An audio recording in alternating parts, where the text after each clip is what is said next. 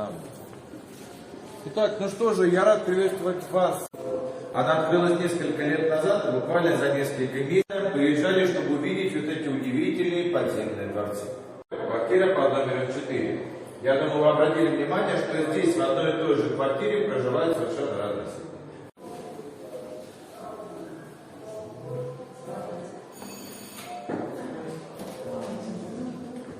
Здравствуйте. Здравствуйте. А вы кому? А мы вот пришли в гости к Звонареву. И в каждой комнате проживает отдельная семья. Нас с вами интересует семья Звонаревых. Давайте познакомимся с этой семьей еще раз. Бабушка Прасковья Ивановна, пенсионер. Также здесь проживает мама. Тебе придумывать самолеты? Не изучаю вопрос. Что ты там изучаешь? Изучать. А вот.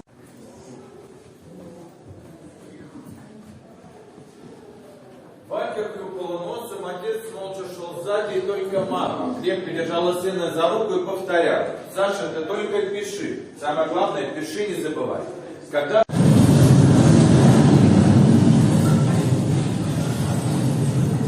группа немецких бомбардировщиков сбрасывали на столицу зажигательные и фугасные бомбы. 24 июля без своего дома останется театр Вахтанга. Что ожидали услышать от главы государства? Ожидали услышать, что враг разбит. Это доказывало неоднократно. Но враг жестоко неумолим. Все силы нашей страны должны быть брошены на помощь тем, кто сражается в небе, на земле и на море. Каждый стремился бить врага. В руки брали оружие даже те, кто никогда не служил. Штыля большой группой решили записаться в управленческий запрос. Что касается школьников, для вас это учеба в школе. Даете не пятерки. Нам взрослые могут становиться очень. И вот эти люди, которые наизусть выучили таблицу для зрения, неужели они правда рассчитывали? Наделываем сейчас потолок, начнем. Мы стены сделали уже. Так. Потом плитка.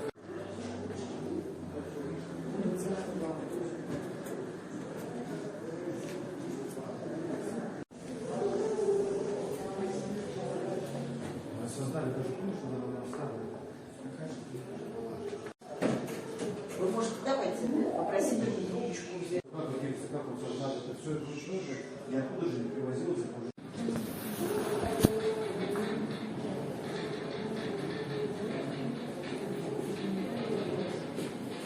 Итак, 30 сентября в 41-м, когда начинается операция «Тайфун», соотношение сил сторон выглядело следующим образом. Ну, можно сказать, 2 к 1.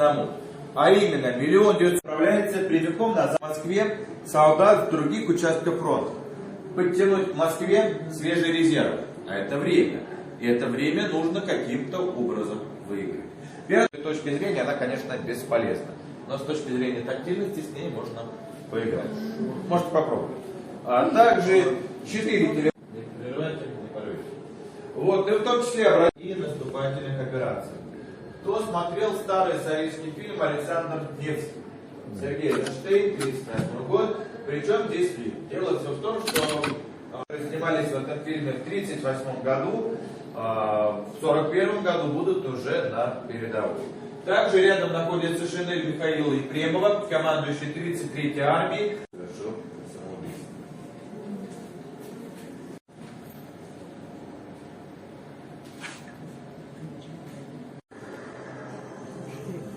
Да, вообще. И будут собственноручно достраивать оборонительные сооружения. А это какие-то оборонительные траншеи, противотанковые рвы. О, Итак, бункер.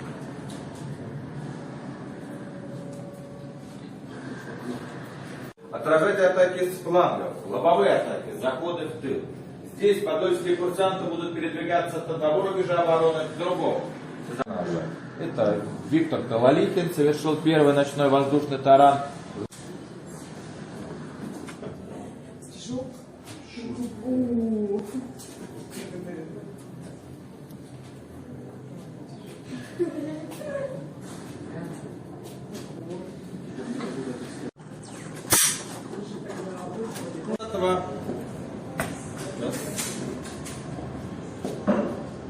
поэтому догоним. Да, я так и понял. Начинается эвакуация мирного населения нашей промышленности на восток. За все время войны из Москвы будет эвакуировано 179 предприятий полностью. Правило, вещи меняли на еду. Скажем, за 7 или 8 килограмм картошки можно было купить ботинки или штаны. Окончание блокировки не сдал, прямо во время блокировки выходит и работает. Перед вами зажигалки в натуральную величину, маленькие, всего кило 300 весом. Как жить? Вот, вот. Куда сбрасывали бомбы фугасные, все остальные точки это уже бомбы зажигалки. Так же, как и Валя Звонарева, мама Нина Николаевна вместе с выпускным классом запишется в ряды народа. И обратите внимание, здесь перед вами находятся 3 человека, а именно Куприянов, Крылов и Соколов Николай. Абсолютно весь цвет, и свет в окне — это помощь врагу, будет более сложная маскировка. Это имитация целых районов. То есть буквально прямо на асфальте рисовали крыши домов, рисовали трехмерное изображение построек. Кремль. Все прекрасно понимали, что нацисты в первую очередь будут бомбить именно Кремль.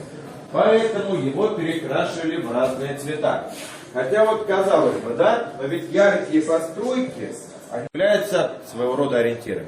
Ведь все прекрасно понимали, что Кремль находится там, где река расходится. И достаточно было просто пролететь вдоль реки, и обязательно можно было упереться в Кремль.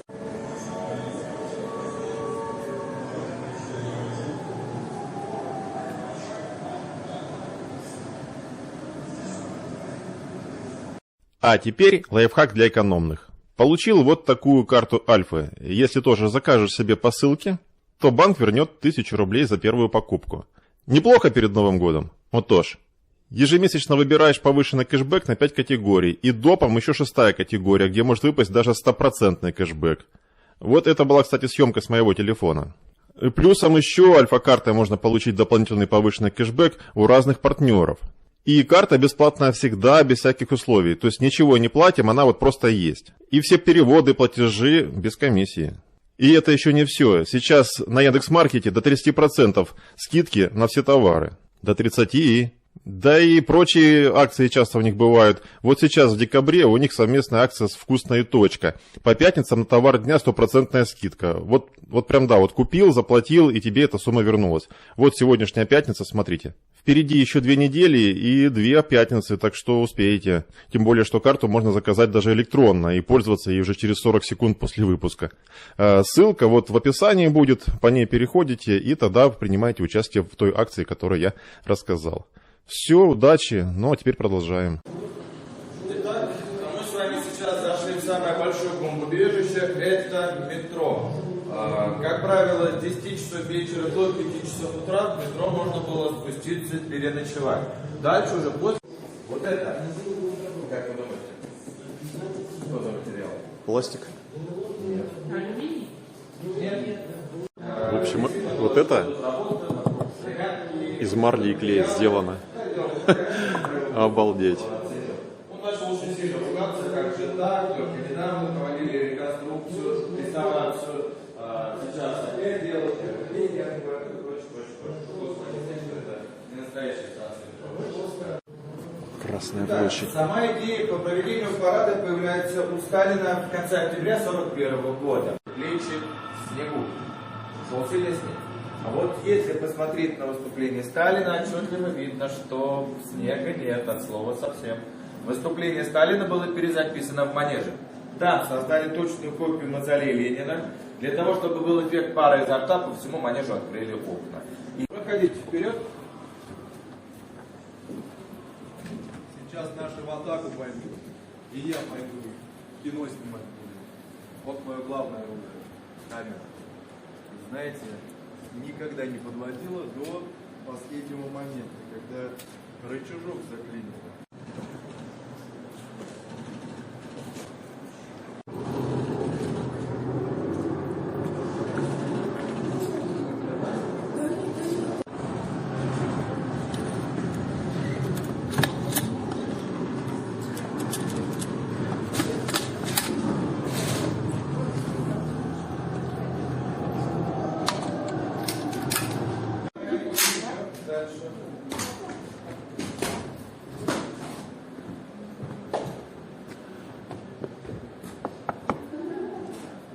сентября в 41-м начинается полномасштабное контрнаступление под Москвой.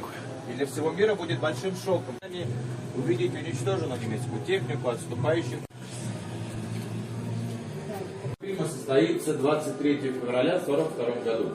То есть уже в 42 году весь мир знал. Ну а в 43 году этот фильм будет удостоен премии «Оскар».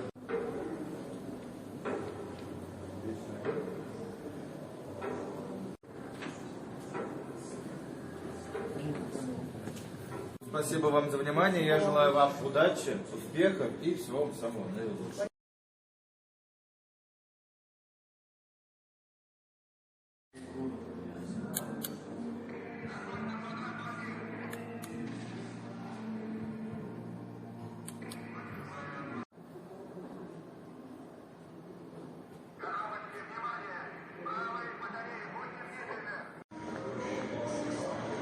Сказали, что это музыкальное шоу. Ух, дверь. Ого. Красной армии начали мощное контрнаступление, в ходе которого немецкие войска были и отброшены от столицы более чем на 150 километров. На полях под Москвой развеян миф о непобедимости германского вермахта. Блокада Ленинграда. Трагическая и в то же время героическая страница в жизни нашей страны.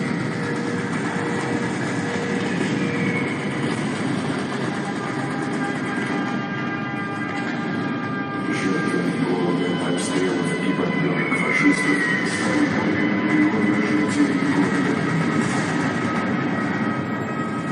Важную роль в обороне города сыграли корабли Балтийского флота, огонь которых сдерживал врага на подступах к блокадному Ленинграду. В общем, я узнал, чтобы сюда попасть, эта экспозиция «Подвиг народа» называется. Она и здесь, и здесь. А вот это в 21 году была открыта битва за Москву, первая победа.